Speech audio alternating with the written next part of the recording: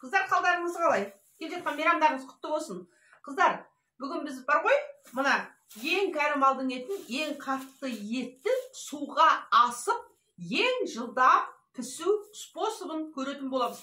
4 түрлі способпен бүгін мен эксперимент жасаймын. Етті білесіздер, мен өткен жолы базардан алған болатынмын. Бүкіл базарда айғайлап жүріп, "Я, қыздар, мен кәрі малдың етін ғана аламын. Кімде бар кәрі малдың еті?" деп. Бүкіл базарда айғайлап жүріп алған болатынмын. Сол жерде кейбір ағаларымыз бізге кәрі малдың еті не үшін дәмді екенін, жас малдың етіне қарағанда неліктен ол өте дәмді екенін сол туралы айтып берген болатын. Ол видеоны көрем десеңіздер, мына жерден қазір не шығады? Батырма шығады. Сол батырманы бассаңыздар, сол видеоны көре аласыздар. Қазір қыздар, енді мына етке келейін.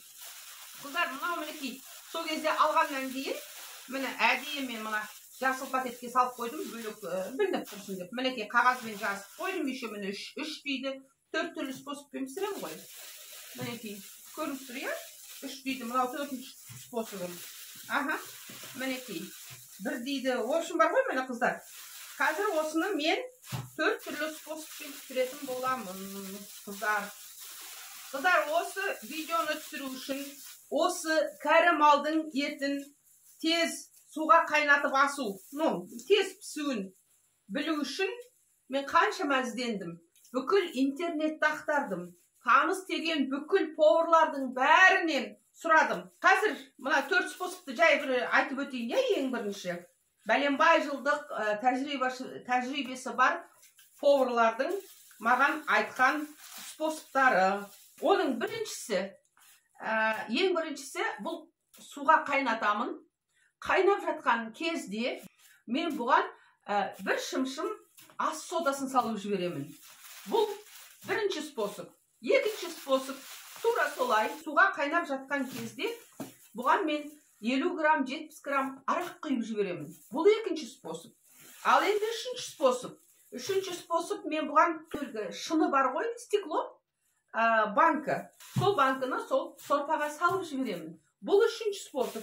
Ал енді 4-ші способ. Менің өзіме қатты ұнайтын, мен өзім осы дұрыс деп, осы ең тез пісетін осы способ деп ойлаған способ, бұның ішіне нержавейка салып жіберу, қасық салып жіберу, кәдімгі. Өйткені мен неге бұған сенемін? Өйткені поварлардың курсында оқып жатқанда да сол сабақ кезінде осы способты мұғалім көп айтады. Сондықтан мен осы способқа сенемін, қыздар.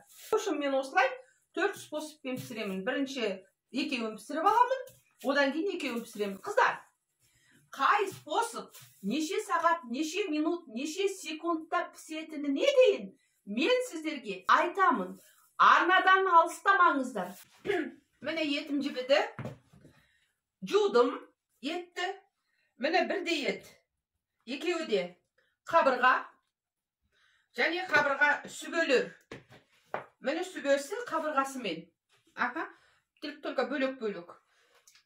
Суға салдым, екеуін, екі бөлек көрініп тұр, е? Мінеки суға салдым. Қазір қайнайды. Қайнағаннан кейін уақытқа қараймын. Ең бірінші мен біреуіне ас содасын саламын, а екіншісіне арақ құямын. Қазір тұз салайын, екеуіне бірдей көрініп тұр, е? Мінеки, тұз салдым. Кетті, қыздар. Қыздар, міне екеуі бір мезгілде қайнап бастады. Екеуінің көбігін бір мезгілде алып жатырмын.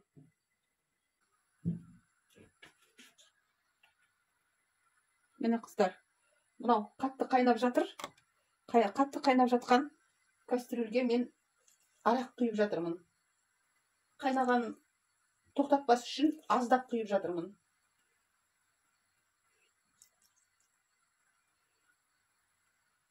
Бұл жерде менде 75 грамдай арақ бар. 70-75 грамм.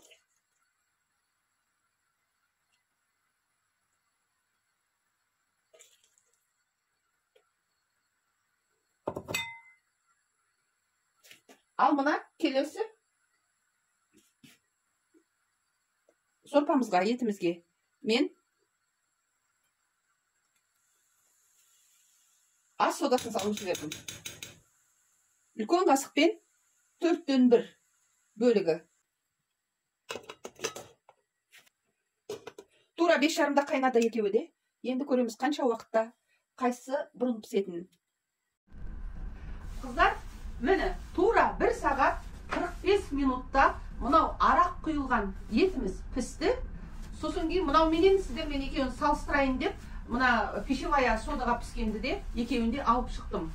Қазір біз көреміз. Неге көрініп тұр ма? Мінекей, жаңа өзім турап жеп көрдім. Маған араққа піскен ет ұнады. Жүк жұмсақ. Қазір мінекей мынаны алып шығайын. Мынаны ары қарай тағы да қайнатам қазір.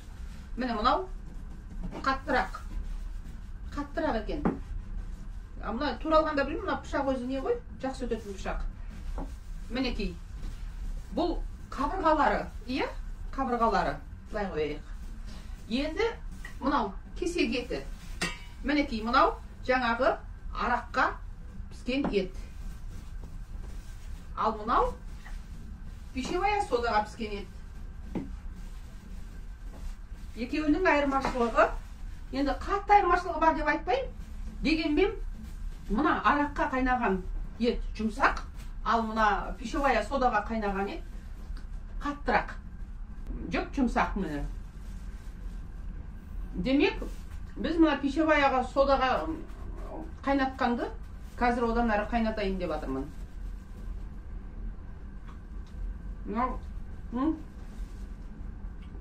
Қатты. Қыздар, әзірге бүгін біз екі способпен пісіріп көрдік. Енді ертең тағы да екі способпен пісірам.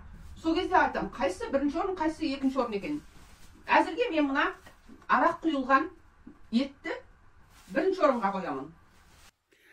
Қыздар, мен енді нержавейкамен шыны салып пісіремін. Тура сол кешегі бір малдың еті, сол қабырға сүбесімен тағы үлкен еттерден де қостым. Тура сол. Ойбай, қолым көгеріп қапты ғой, кеше соғып алғам. Тұз салып жатырмын міне. Қыздар, арнаға жазылып кішкентай ғана қоңыраушаны баса кетіңіздер. Міне қасық салдым біріншісіне нержавейка, екіншісіне банка салдым 700 грамдық шыны. Міне тура кешегі 1 сағат 45 минутта көрдім. Кеше ана екеуі екі способ пісті ғой сол кезде. Мынау әлі піспеген екен. Тура 1 сағат 45 минутта мен көріп жатырмын. Қайнағаннан кейін. Қыздар, сәлем. Қалайсыздар? Келе жатқан жаңа жыл мерекесі құтты болсын. Тағы да құттықтап, тағы да амандасып қойайын. Қыздар, мінекей осымен мен 4 способта ет астым. Мынау мінекей бүгінгі жаңағы пісірген еттерім, мынау нержавейкаға, мынау шыныға. Екеуі бірдей болып пісті, екеуі де жүк жұмсақ, мінекей. Екеуі де жүк жұмсақ, екі жағынан да несінен алайын. Екеуі де жүк жұмсақ. Такс. Аха, екеуі де жүк жұмсақ болып пісті, бір уақытта пісті.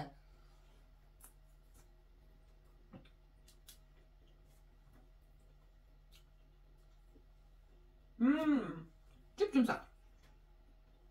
Қазір мен сіздерге айтайын, қыздар. Арақ құйылған способымыз 1 сағат 45 минутта пісті. Ас соды салынған способымыз 2 сағат 5 минутта пісті. Ал нержавейка мен шыны салынған способымыз 2,5 сағатта пісті. Қыздар, бұл лайфхакпен әпке сіңілдеріңізбен, жеңгелеріңізбен, келіндеріңізбен, подружкаларыңызбен бөлісіп қойыңыздар. Сіз білгенді олар да біле жүрсін. Хорошо? Ал жарайды, қыздар, келесі кездескенше сау болыңыздар. Сіздерге әйел бақытын, ана бақытын тілеймін.